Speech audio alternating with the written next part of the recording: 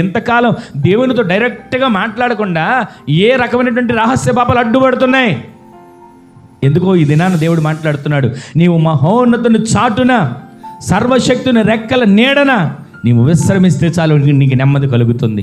ఆ రెక్కల నీడలోకి రాకుండా అపవాది తన రెక్కలు అడ్డుపెట్టి ఎంతకాలం లోక వైపు తిప్పుతున్నాడు, ఎంతకాలం లోక ఆశ వైపు తిప్పుతున్నాడు, ఎంతకాలం లోక నటన వైపు తిప్పుతున్నాడు. అలా తిరిగి తిరిగి తిరిగి దేవునికి దూరం అయిపోతున్నామన్న సంగతి జ్ఞాపకం చేసుకోవాలి. లోకానికి దగ్గర అవుతున్నామంటే దేవునికి దూరం అయిపోతున్నట్లు, ప్రార్థనకి దూరం అవుతున్నామంటే దేవునికి దూరం అయిపోతున్నట్లుగా, ప్రతిరోజు సన్నిధికి దూరం అవుతున్నా దేవునికి దూరం అయిపోతున్నాం. మన మనసులో జ్ఞాపకం రావాలండి. అపవాది అంటాడు, ఇదిగో వాళ్ళని సన్నిధికి వచ్చారా, రాలేదుగా, ఎందుకు ఇంక మనం దీవిస్తున్నావు అని నేరారోపణ చేస్తాడు. అపవాది అంటాడు, వీళ్ళు ఈరోజు పొద్దున్న ప్రార్థన చేశారా, చేయలేదుగా, ఎందుకు వాళ్ళకి తోడుగా ఉంటున్నావు అని నేరారోపణ చేస్తాడు.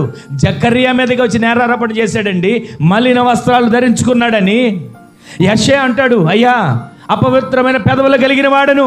వెంటనే ఏం చేశాడు తెలుసా, కాలుచున్నటువంటి ఆ నిప్పులో నుంచి ఒక నిప్పును తీసుకుని వచ్చి యెషయా పెదవులకు తాకించాడు. వెంటనే యెషయా పరిశుద్ధపరచబడ్డాడు, అపవిత్రత తొలగిపోయింది.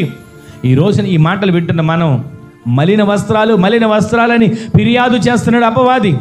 ఇదిగో మచ్చబడింది, డాగుపడింది, కళంకం వచ్చింది అని ప్రతిరోజు ఫిర్యాదు చేస్తున్నాడు అపవాది. అయితే జకర్యాకు మలిన వస్త్రాలు తొలగించాడు, ప్రశస్త వస్త్రాలు ధరించాడు. ఈ రోజు నుంచి నీవు నేను మనమందరము ప్రశస్త వస్త్రాలు ధరించుకున్న వారిగా మార్చబడుదుముగాక. ప్రశస్త వస్త్రాల చేత అలంకరించబడిన వారిగా మనము తీర్చిదిద్దబడుదుముగాక.